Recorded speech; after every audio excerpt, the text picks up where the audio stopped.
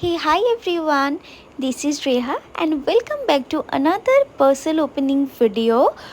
তো এটা ছিল সুগার কসমেটিক্স থেকে অ্যান্ড অর্ডারটা আমি প্লেস করিনি, দিদি করেছিল অ্যান্ড এটা টোটালি একটা সারপ্রাইজ ছিল আমার জন্য।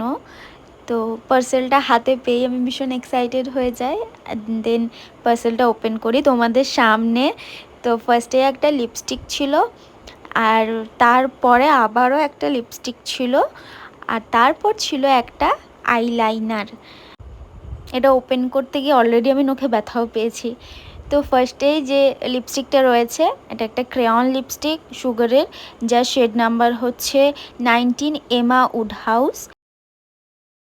অ্যান্ড নেক্সট হলো এই সুগারের ডাবল ম্যাট আইলাইনার। আর দেন ফাইনালি এই লিপস্টিকটা আমি ওপেন করার সময় ভীষণ এক্সাইটেড ছিলাম এটা শেড নিয়ে।